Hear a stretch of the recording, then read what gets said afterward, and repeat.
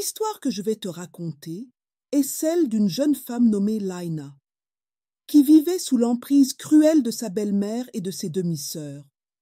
Elle était maltraitée et reléguée aux tâches ingrates. Elle ignorait tout de sa véritable identité. Mais un jour, une découverte surprenante révéla qu'elle était bien plus qu'une simple servante. Prépare-toi à découvrir ce secret qui changera sa vie à jamais. Dans un village reculé, entouré de montagnes majestueuses et de rivières paisibles, vivait une jeune femme nommée Lina. Elle menait une vie simple mais lourde de secrets.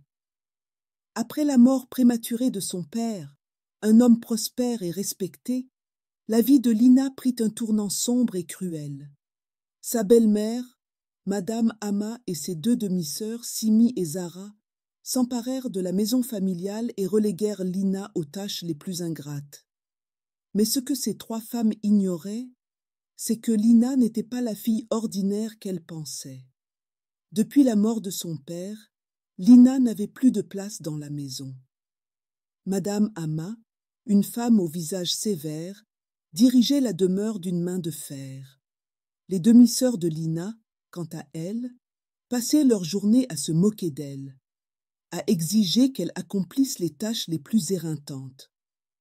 Chaque matin, Lina se levait avant l'aube pour nettoyer la maison, préparer les repas et accomplir toutes les corvées. Elle endurait cette vie sans jamais se plaindre. Elle savait que derrière cette routine infernale, un lourd secret flottait dans l'air, un secret qu'elle-même avait du mal à saisir complètement. Les nuits, dans l'obscurité de sa petite chambre sous les combles, elle se répétait les paroles de son père, comme un mantra. « Lina, le jour viendra où tu connaîtras la vérité sur ta véritable identité. » Elle ne comprenait pas alors ce que cela signifiait. Tout ce qu'elle savait, c'était que ses demi-sœurs et sa belle-mère n'étaient pas ses égales, même si elles semblaient pour l'instant avoir toutes les cartes en main. Un soir, alors qu'elle nettoyait le grenier, Lina découvrit une vieille boîte en bois, poussiéreuse et ornée de symboles qu'elle ne reconnaissait pas. Au fond de la boîte se trouvait une petite amulette en argent. Lorsqu'elle la prit dans ses mains, un étrange frisson parcourut son corps. Elle avait l'impression qu'elle connaissait cet objet, comme s'il appartenait à une partie de son passé qu'elle avait oubliée. Sa belle-mère, en entendant le bruit provenant du grenier, monta immédiatement. Voyant l'amulette dans les mains de Lina, son visage se déforma de rage. « Où as-tu trouvé ça ?»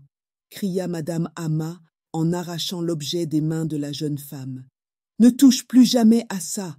Ce n'est pas pour toi. » Mais dans les yeux de Madame Ama, Lina pouvait lire quelque chose de plus profond qu'une simple colère. Il y avait de la peur. Cette nuit-là, incapable de dormir, Lina se glissa hors de son lit et retourna dans le grenier, cherchant des indices sur l'amulette et son lien avec elle. Elle ne trouva rien d'autre, mais cette découverte avait éveillé quelque chose en elle. Elle sentait qu'elle approchait de la vérité. Avant de continuer, je voudrais te demander de soutenir ma chaîne en t'abonnant pour ne pas manquer les prochaines histoires intrigantes. Cela me ferait également très plaisir si tu pouvais cliquer sur le bouton « Like », cela m'encouragera énormément.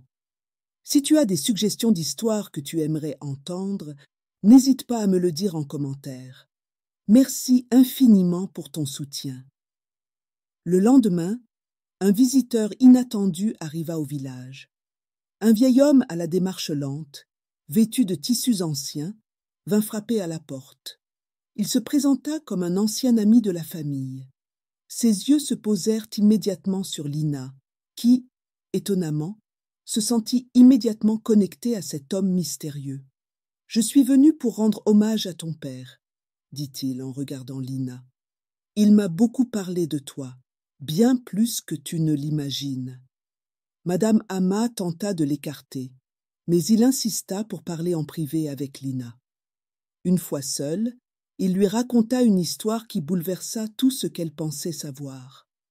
Son père n'était pas un simple homme d'affaires prospère. Il était l'héritier d'une lignée royale oubliée, d'un royaume autrefois puissant, mais effacé par le temps et la trahison. Et Lina, de par son sang, était la dernière héritière de ce royaume. L'amulette qu'elle avait trouvée appartenait à sa vraie mère, la reine déchue, et contenait la clé pour restaurer ce qui avait été perdu. Mais il y avait une condition. Lina devait affronter sa belle-mère et ses demi-sœurs, qui étaient en réalité au courant de sa véritable identité et avaient cherché à la maintenir sous leur contrôle pour des raisons égoïstes. Lina, armée de la vérité et de l'amulette, décida de confronter Madame Ama. Elle descendit dans la salle principale où sa belle-mère et ses demi-sœurs étaient assises, profitant de la soirée. « Je sais qui je suis », déclara Lina, la voix forte et assurée. « Et je sais ce que vous avez fait pour me cacher cette vérité. » Les trois femmes se figèrent, puis éclatèrent de rire. « Tu ne sais rien du tout », répondit Madame Ama, le sourire cruel aux lèvres. Mais Lina ne se laissa pas intimider. Elle brandit l'amulette et, à cet instant, une étrange énergie envahit la pièce. Les rires s'éteignirent et Madame Ama pâlit. « Tu penses vraiment pouvoir nous défier ?» siffla-t-elle, mais ses mots n'avaient plus le même poids. L'amulette, activée par la force intérieure de Lina, commença à briller d'une lumière vive. À cet instant, les vraies intentions de Madame Ama furent révélées. Elle avait toujours su que Lina était la véritable héritière du trône, mais elle avait utilisé la magie noire pour dissimuler cette vérité et contrôler l'héritage de Lina. Les demi-sœurs de Lina, prises de panique, tentèrent de fuir, mais la lumière de l'amulette les immobilisa. Lina se retrouva enfin face à la réalité. Elle n'était pas seulement une servante reléguée à l'ombre de sa famille. Elle était la digne héritière d'un royaume ancien, et sa belle-mère n'avait été qu'un obstacle sur son chemin.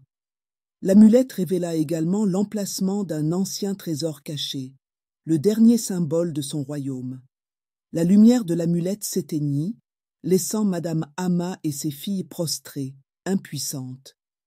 Lina, désormais consciente de sa véritable identité, sortit de la maison. Le vieil homme l'attendait à l'extérieur. « Le chemin ne sera pas facile, dit-il, mais tu es prête. » Lina quitta le village cette nuit-là, le cœur lourd mais rempli de détermination. Elle savait que son destin était bien plus grand que ce qu'elle avait jamais imaginé. Et désormais, elle marcherait vers ce futur avec la certitude que personne, ni belle-mère cruelle, ni demi-sœur jalouse, ne pourrait plus jamais lui prendre ce qui lui appartenait de droit. De cette histoire, retiens que tu ne dois jamais laisser les autres définir qui tu es ou limiter ton potentiel.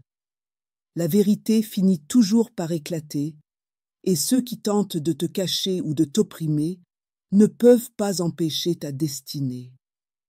Lina nous rappelle que la force intérieure et la connaissance de soi sont les clés pour surmonter toutes les épreuves. Merci d'être resté jusqu'au bout de l'histoire.